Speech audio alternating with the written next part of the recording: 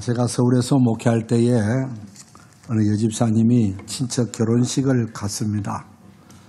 가더니 시이모님이 우리 집사님을 붙잡고 나 좀 교회 좀 데려가라 라고 그렇게 간곡히 부탁을 하더라는 거예요.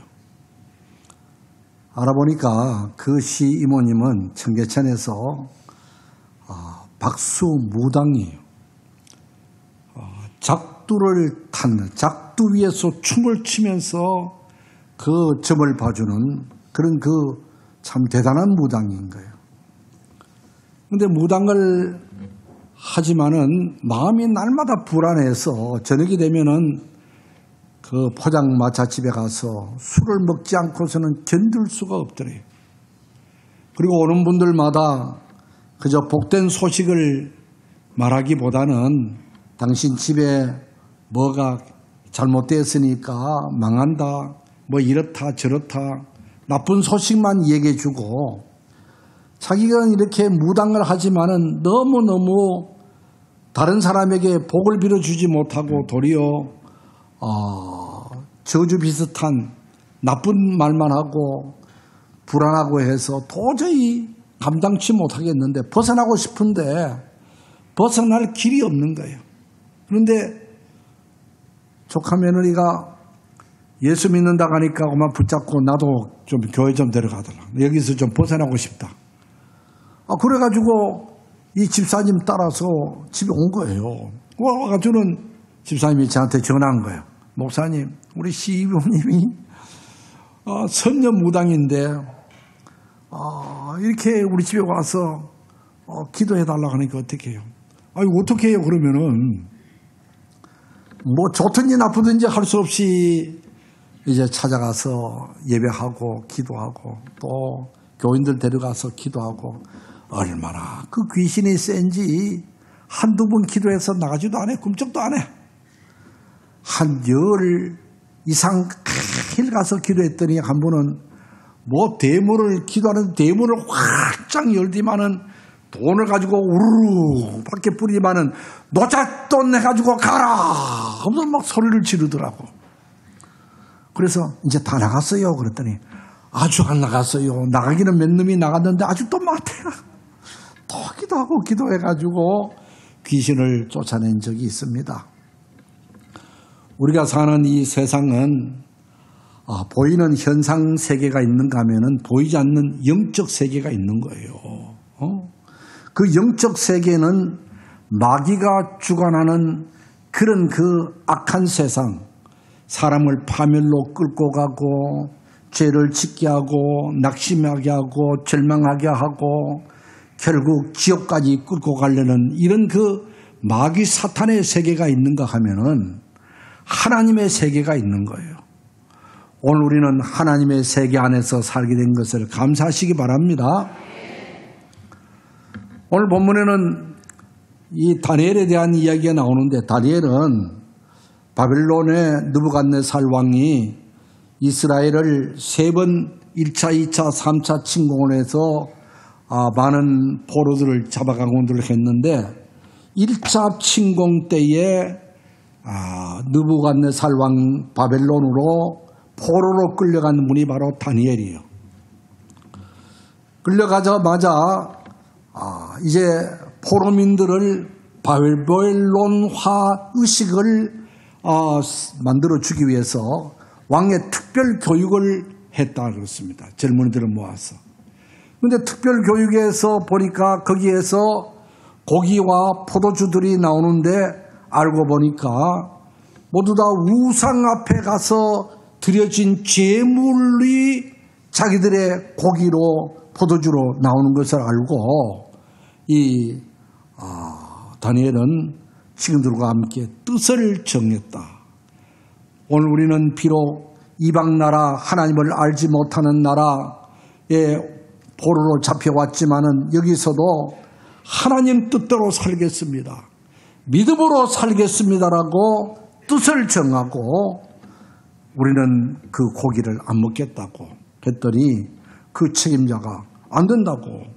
당신들 만약에 고기 안 먹어가지고 얼굴이 초조해지고 하면 내가 문책을 당한다. 안 된다고. 그러면은 얼마 기간 동안 우리를 시험해 보십시오 라고 해서 고기맛 동안 고기를 안 먹더니 얼굴이 더 환해지고 좋아서 그 우상의 제물들을 먹지 않고 훈련을 받았다.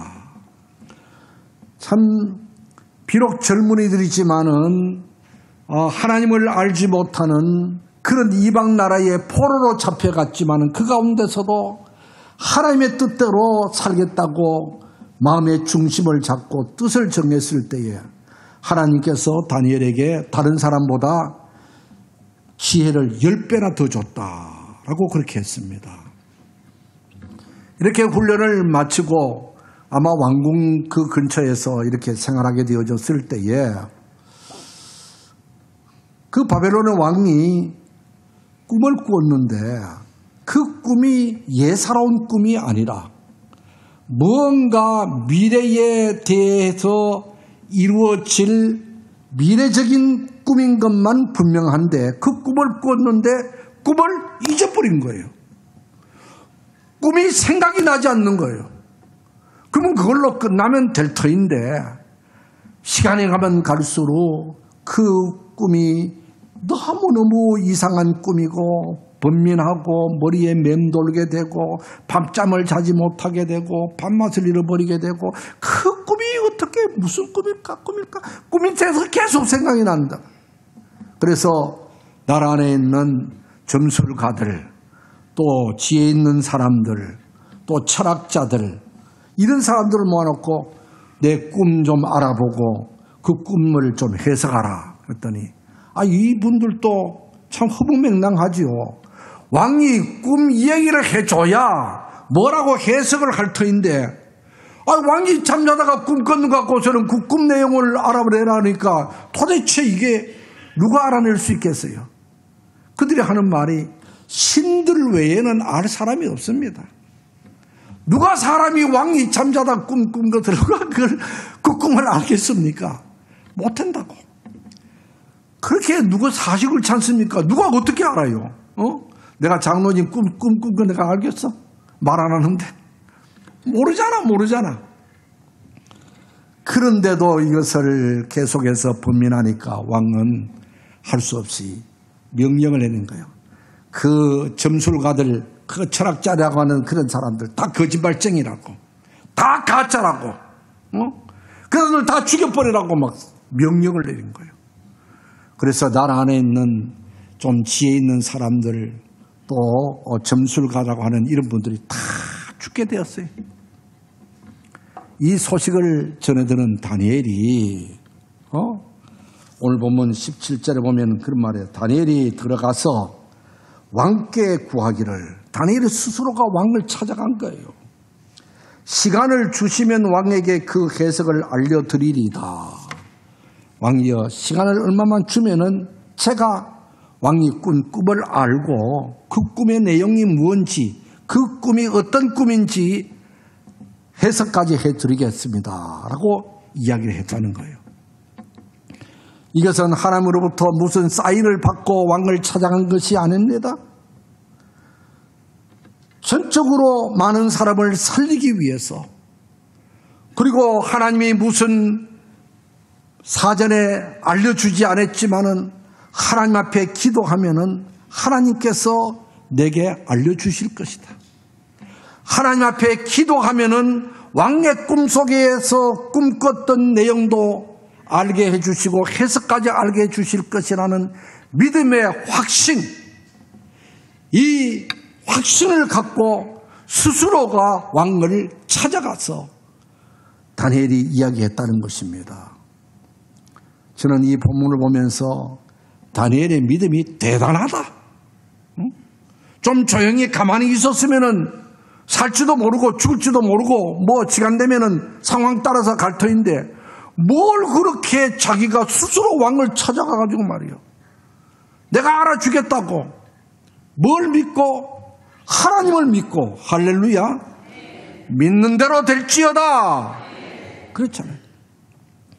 하나님을 의심하고 하나님 앞에 기도해도 안 돼 이렇게 생각하고 하는 기도는 그 기도가 응답되겠어요? 다니엘은 100% 전적으로 하나님을 의지하고 믿은 거예요. 하나님은 천지 만물을 창조하셨고, 하나님은 생사학을 주관하시고, 하나님은 사람의 생각까지 주장하시고, 왕의 꿈속에 보였던 것도 내게도 알려줄 것이라는 확신, 이 믿음의 확신, 이게 다니엘의 믿음인 거예요. 정말 이 본문을 보면서 저도 때로는 나도 다니엘 같은 믿음이 있는가? 좀 부족한 것 같아. 어떻게 이런 담대함이, 이런 믿음이 있었을까?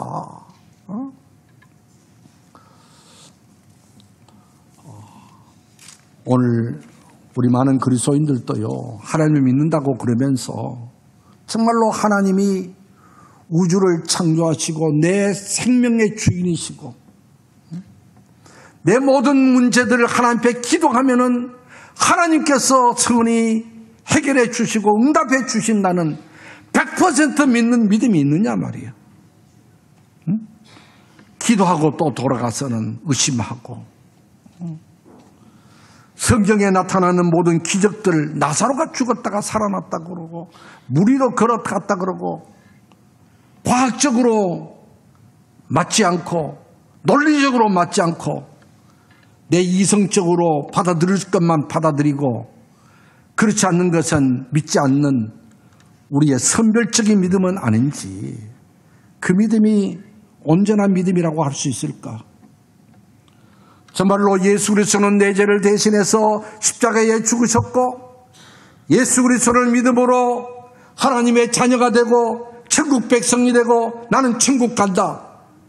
오늘 하나님의 부름을 받아도 나는 하나님의 자녀이기 때문에 하나님 나라 천국 간다는 믿음이 있느냐 말이에요. 우리는 100% 믿는, 전적으로 믿는 이런 믿음이 있어야 될 줄로 믿습니다. 다니엘 스스로 자기 입으로 말을 했으니 말에 책임을 져야 될 거 아니에요. 이제 왕 앞에 가서 한마디로 큰 소리 치고 왔잖아. 내가 왕의 꿈을 알아주겠다고. 어느 철학자들도 어느 점술가들도 하나도 모르는데 신들 외에는 알 사람이 없다고 하는 이 문제를 가서 내가 알아주겠다고 그렇게 큰 소리 치고 왔는데, 돌아와서는 어떻게 했습니까? 18절을 보니까 이에 다니엘이 자기 집으로 돌아가서 그 친구 하나니아와 미사엘과 아사랴에게 그 일을 알리고, 친구들, 믿음의 친구들을 불러다가 우리 함께 기도하자. 많은 사람을 살려야 되지 않겠느냐. 함께 합심하면서 기도했다는 것입니다. 물론 혼자서 기도하는 것도 능력이 있습니다. 하나님이 들어주십니다. 그러나 합심해서 기도하는 것, 믿음의 동료들과 기도하는 것, 온 교회가 함께 기도하는 것, 한 사람보다는 두 사람이 기도가 더 힘이 있고, 할렐루야, 두세 사람이 내 이름으로 모이는 곳에 내가 거기 있느리라. 사도행전에 보면은 초대교회 지도자 베드로가 감옥에 갇혔어요. 언제 죽을지 몰라요. 그랬을 때에 초대교회 성도들이 다락방에 모여서 합심하며 다니엘, 베드로의 구출을 위해서 기도했단 말이에요. 기도했을 때에 그 저녁에 하나님께서 옥문을 열게 하고 다니엘을 기적적으로 밖으로 나오게 해서 그 기도하는 곳에 가서 문을 두드렸더니 로데라는 여자아이가 와서 보니까 베드로라, 베드로. 그래 쫓아뛰어가지고 베드로가 밖에 왔다 그러니까, 야, 네가 헛거받는가 보다. 베드로는 지금 감옥에 있어. 기도해놓고도 그것을 100% 믿지를 못했죠. 그러나 그것은 온 교회가 합심해서 기도하면 하나님의 기적이 일어났다는 것을 보여주시는 것이잖아요. 오늘 또 혼자 기도하고 믿음의 사람들과 연합해서 기도하고 내 문제가 크면은 또 기도하는 분들에게 부탁해서 기도하고 그렇게 기도하면 하나님이 들어주시고 응답해 주실 줄로 믿습니다. 마태복음 7장 7절 구하라 그리하면 너에게 주실 것이요. 요한복음 15장 7절 무엇이든지 원하는 대로 구하라 그리하면 이루리라. 요한복음 14장 13절 너희가 내 이름으로 무엇이든지 구하면 내가 행하리니. 예레미야 33장 3절 나는 내게 부르시지라 내가 내게 응답하겠고 내가 알지 못하는 크고 비밀한 것을 내게 보이리라. 성경은 여러 곳에서 기도하면은 내가 듣겠고 응답해 주겠다고 약속해 주신 줄 믿습니다. 이 약속의 말씀을 부여잡고 오늘 우리를 또 기도하는 삶을 살아야 될 줄 믿습니다. 기도는 꾸준히 쉬지 않고 기도하는 것이 중요해요. 열심히 기도할 때는 놓고서는 기도 안 할 때는 또 기도를 끊어버리고 하지 말고 꾸준히 기도하란 말이야. 기도하면 하나님께서 역사해 주세요. 저희 영성원에 나오는 목사님 계시는데 그 사모님이 친정으로부터 유산을 받았는데 저 포천에 아주 동산이에요. 한 2,000평쯤 되는데 그 안에 통나무 집으로 집을 지었어요. 그것이 아버지가 살던 집인데 그것을 받았는데 그것을 받아서 거기에다가 2동 갈비집을 했어요. 그런데 갈비가 잘 됐어. 그런데 느닷없이 그 남편이 신학을 하고서는 목사가 됐어. 그 목회를 하게 되니까 갈비집 사장님이 목사님 사모님이 됐다 이 말이에요.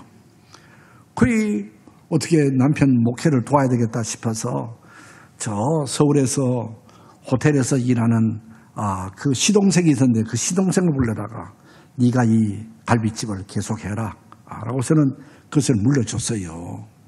그래서는 그 영업을 동업 영업을 하는 동업 그 서류를 만들어줘가지고 같이 하는 것으로 그렇게 서류를 만들어줬어.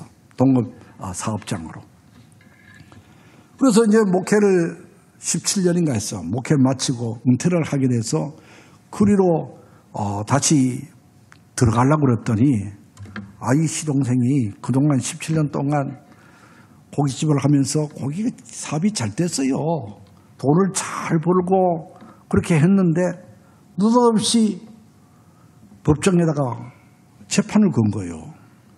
이 동업이기 때문에 이 반은 내 거라는 거예요. 반을 내한테 달라는 거예요.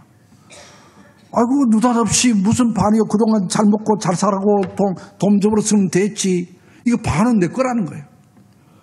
그래서 의정부 지방법원 의정부 병원에 가서 재판 받을 때 저도 가서 방청을 했어요. 저는 이번에 재판석에 재판할 때 처음 가봤어. 방청하면서. 그래서 우리가 막 계속 기도했어. 이거 억울하잖아요. 반을 뺏기게 생겼으니까. 억울한. 그 목사님한테 이 얘기를 들으니까요. 이 영업을 하는 동업사업장 그 등록증이 법적으로는 그렇게 대단한 효력을 발휘한다는 몰랐는데 이 재판은 95%가 패할 수밖에 없는 재판이래. 에? 그러냐고. 그러면서 우리는 기도하자고 기도했어요. 기도했는데 1심 재판에서 자기들은 당연히 이길 거라고 생각하고 재판을 건 거 아닙니까? 그런데 1심 재판에서 재판 결과는 그들이 원하는 거는 하나도 안 들어주고 우리 사모님이 원하는 대로만 재판이 나온 거예요. 완전히 100% 승소한 거예요. 그랬으면 그걸로 끝나면 됐는데 또 고등법원에다가 또 항소를 한 거예요. 아이고, 그래서 고등법원에 저 서초동에 있더라고. 또 고등법원까지 또 재판할 때밖에 간 거예요. 하고서는 목사님도 금식하며 기도하고 우리도 기도하고 얼마나 기도했는지 몰라. 그 고등법원에 가서 판결도 1심 판결 그대로 나온 거예요. 얼마나 감사한지. 그러면 그럼 끝나면 됐잖아. 대법원까지 또 가는 거예요. 아이고, 재판한 것은 할 것 못 되더라고 정말로. 사람 피를 말리는 거예요. 옆에 있는 우리까지 피를 말리는 거예요. 그래서 얼마 전에 대법원에서도 완전 승소로 나왔어요. 그분들이 그럽니다. 이것은 95% 피할 수밖에 없는 재판인데 이것은 전적인 기도의 능력으로 기도해서 하나님이 승소하게 해줬다고. 그렇게 3년 6개월 걸렸어요. 그것이 민사재판으로. 그것을 통해서 정말 하나님 앞에 기도하니까 이런 기적적인 일들도 일어나는구나. 그렇습니다. 오늘 우리들도 크고 작은 문제들이 있으면은 하나님 앞에 부르짖어 기도하면은 하나님께서 모든 것이 합력해서 선하게 되도록끔 기적적인 일들이 일어나게 되어질 줄 믿습니다. 다니엘이 이렇게 친구들과 함께 기도했었을 때에 건성으로 기도했겠어요? 간절한 기도, 생명내건 기도, 금식하며 철학하며 그렇게 기도했지 않겠습니까? 그렇게 기도했었을 때에 오늘 이 성경 본문을 보니까 19절에 이에 그 은밀한 것이 밤에 환상으로 다니엘에게 나타나 보임에 할렐루야.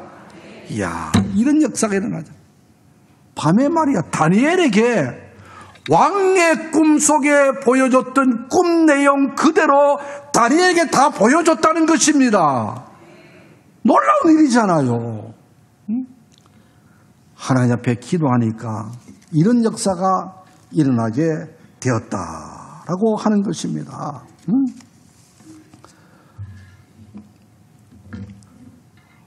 그러니까 그때는 참 하나님 앞에 우선 감사하지요. 감사하지요.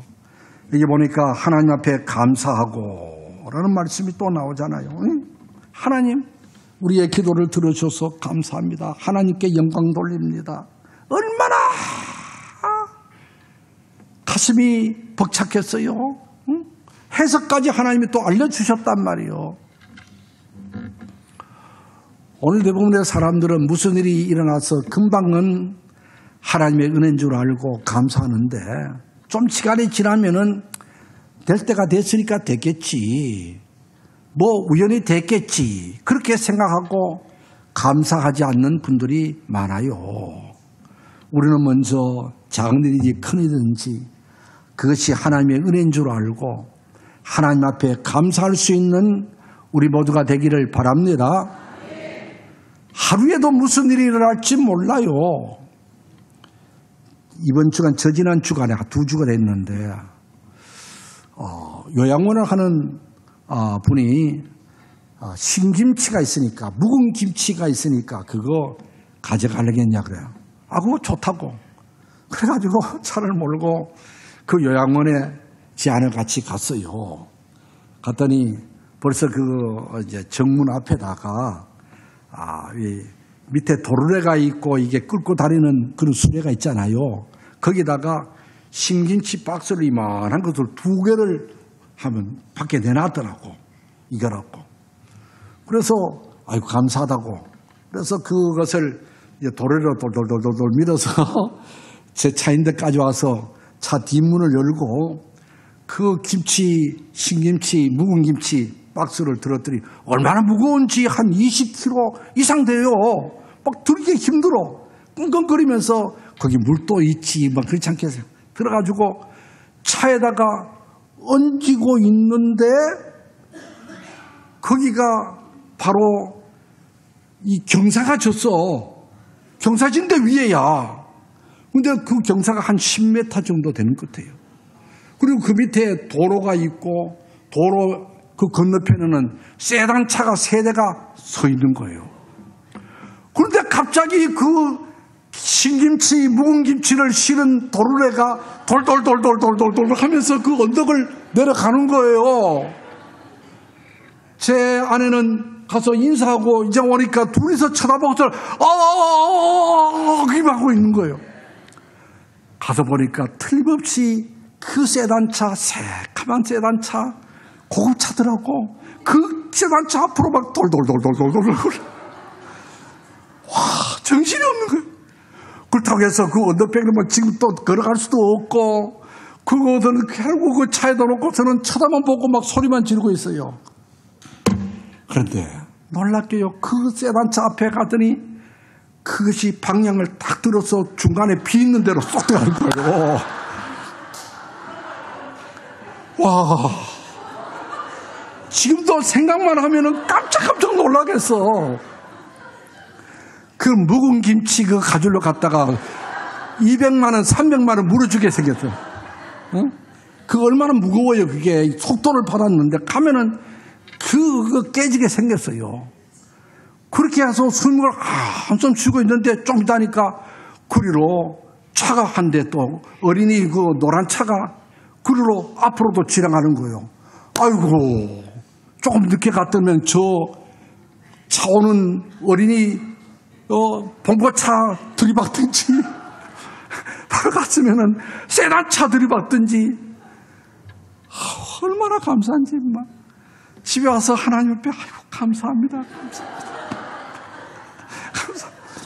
정말 눈물이 나도록 감사한 거예요. 그거 저희들은요 한 주간에도 작은 일 큰 일인지 감사한 일들이 있잖아요. 그러면은 제 아내는 매주마다 하나님 앞에 감사한금을 드려요. 매주마다 주일헌금 드리고 감사한금을 한 5만 원씩 맨날 드려. 그리고 이런 일이 있으면은 배로 더블로 또 10만 원 드려요. 우리가 작은 일을 또 하나님의 은혜로 생각하면 다 하나님의 은혜고, 그거 지갈 것 같으니까 그렇지 우연한 일이라면 우연하게 생각이 되어지고 그런 거예요. 오늘 우리를 또 모든 것이 하나님의 은혜인 줄 알고 하나님 앞에 감사하는 삶을 살아갈 수 있게 되기를 바랍니다. 그리고 이제 다니엘이 하나님이 보여주셨으니까, 알게 해주셨으니까 이게 왕 앞에 찾아가는 거예요. 왕 앞에 가서 이제 왕 앞에 가서 내가 알아냈습니다. 내가 기도하니까 하나님이 내게 보여줬습니다.